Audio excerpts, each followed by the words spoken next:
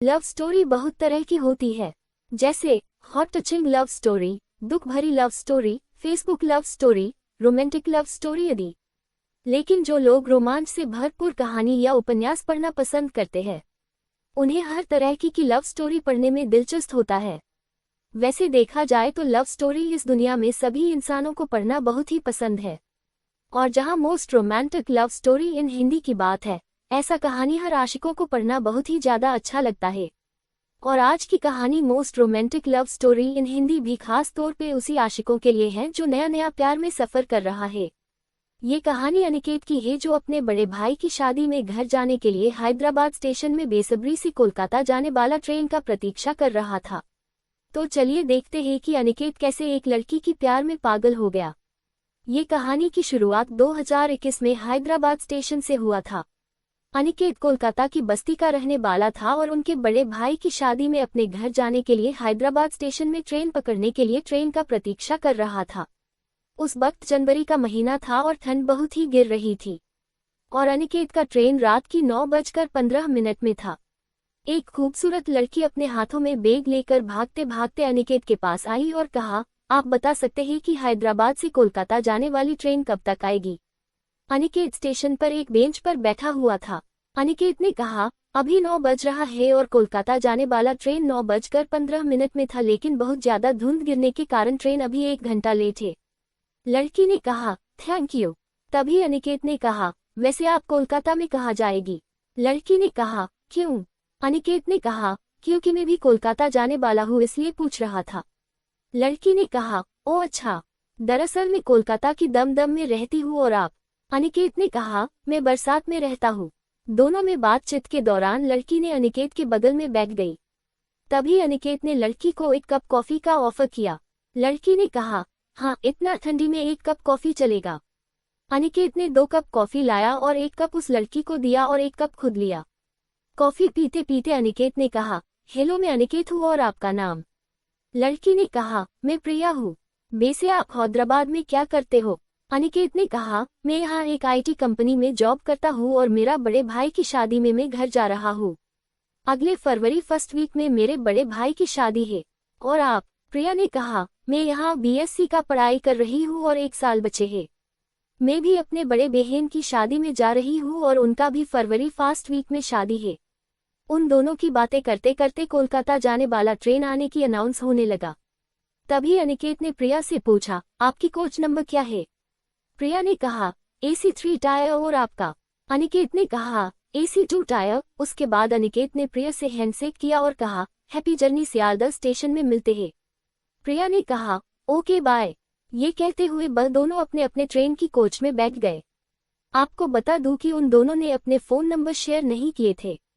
अगले दिन शाम की 5 बजे वह दोनों सियालदह स्टेशन में पहुंच गए। अनिकेत प्रिया से मिलने के लिए बेचैन था, इसलिए वह ट्रेन से जल्दी उतरकर एक्ट 3 टायर के दरवाजा के बाहर प्रिया की इंतजार करने लगा। कुछ देर में प्रिया ट्रेन से उतरी और कहा, आपका सफर कैसा रहा? अनिकेत ने कहा, बहुत ही अच्छा।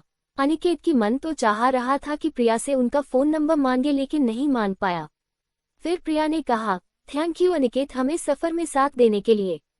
फिर मिलेंगे। ये कहते हुए प्रिया अपने रास्ते में चली गई और अनिकेत उसे बस देख ही रहा था और कुछ देर बाद अनिकेत भी अपने घर की तरफ चल दिया।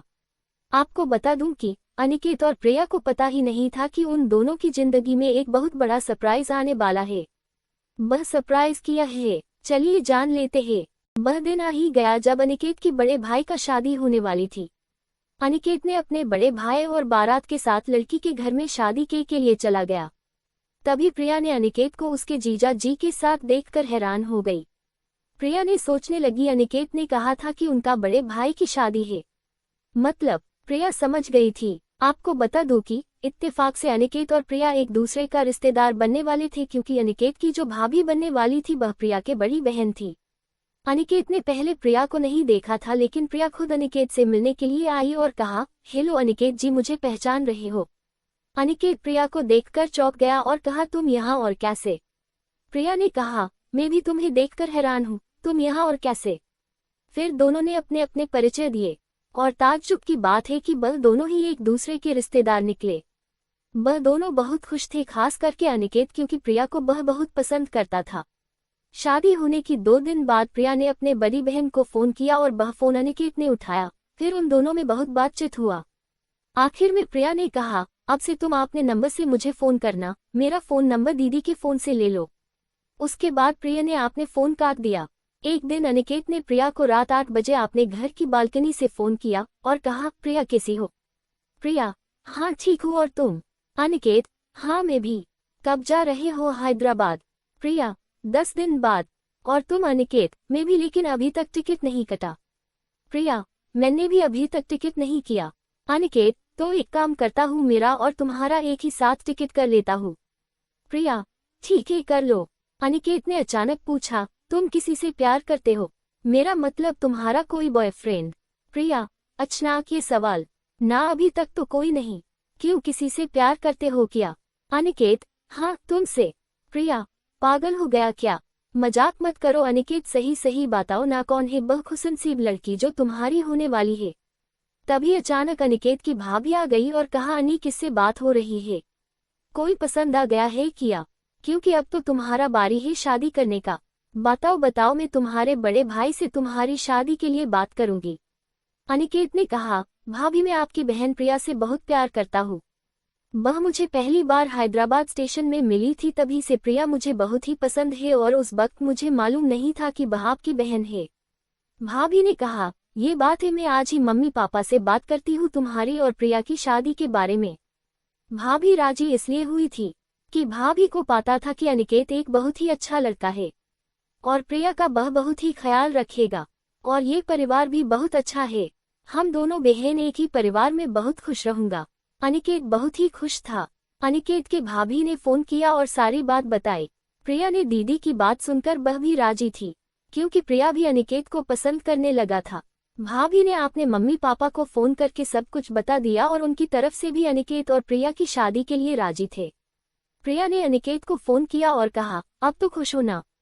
अनिकेत ने कहा, मैं तुम्हें पाकर बहुत खुश हुआ, अब इस जिंदगी में मुझे भगवान से और कुछ नहीं चाहिए। और तुम खुश हो ना प्रिया? प्रिया, मैं भी तुम्हें बहुत पसंद करती हूँ और तुम्हारे साथ 7 जन्मों तक बिताना चाहती हूँ। लेकिन एक बात, मेरी पढ़ाई खत्म होने के बाद ही ये शादी होगी। राजी? अनिकेत, ठीक है बाबा, मैं भी चाहता हूँ कि तुम्हारी इतना सालों की मेहनत कुछ दिनों के लिए बर्बाद नहीं होने दूंगा। दोनों बहुत खुश थे। 1 साल बाद प्रिया की पढ़ाई खत्म होने के बाद ही वह दोनों धूमधाम से शादी कर लिया। अब वह दोनों एक दूसरे को अपने जीवन में पाकर बहुत खुश है। निष्कर्ष, हम सभी यही सोचते हैं, अगर हमारे जिंदगी में भी एक ऐसी रोमांटिक लव करने वाला मिल जाए तो हमारी जिंदगी भी खुशी से भर जाएगा। लेकिन आज के ज़माने में सच्चा दिल से प्यार करने वाला बहुत ही कम मिलता है। खैर, कोशिश करने से आपको भी एक सच्चा दिल से प्यार करने वाला मिल जाएगा। मैं उम्मीद करूंगा कि आप भी जिससे प्यार करेंगे आपने सच्चा मन से और आपने दिलो जान से मोहब्बत करेंगे, ताकि आपकी प्यार आपको मिल जाए और आप और आपकी प्यार दोनों की रोमांटिक लव जीवन खुशी से भर जाए। दोस्तों, अगर हमारी वीडियो आप लोगों को पसंद आई है तो प्लीज़ लाइक सब्सक्राइब करना ना भूलें। धन्यवाद।